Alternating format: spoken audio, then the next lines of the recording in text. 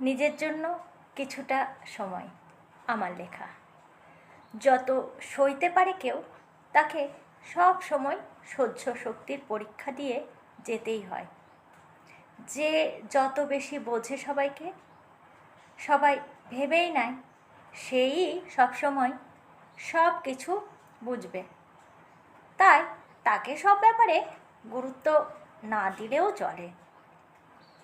যে খেয়াল রাখে সবার, একদিন একটু ভুল হলেই কেউ কারণ জানতে না চেয়েই তাকে কাঠগড়ায় তুলতে দুবার ভাবে না।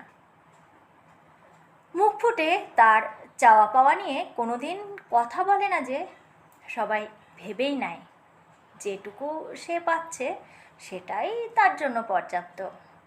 কখনো কেউ তার চাহিদা কিংবা ইচ্ছে অনিচ্ছে নিয়ে মাথা ঘামায় না। যে মানুষটা ভালো চায় সবার, চেষ্টা করে সবাইকে ভালো রাখার, দিন শেষে সেই মানুষটারই ভালো থাকার অভাব ঘটে।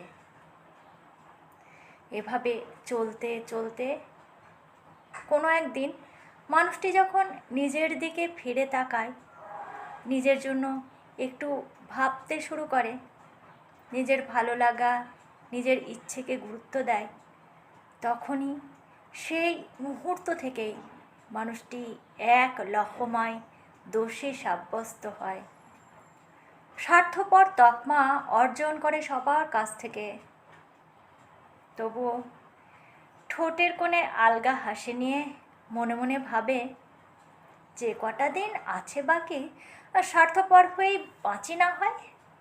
আজ স্বার্থপর হয়েছি বটে, কিন্তু ভালো তো কখনো কেউ বলেনি, কিংবা কোনো মেডেলও জোটেনি ভালো হওয়ার উপহার স্বরূপ।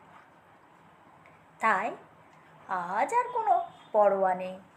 নিজের জন্য কিছুটা সময় লাগবে আমার, নিজের জন্য কিছুটা সময় লাগবে আমার।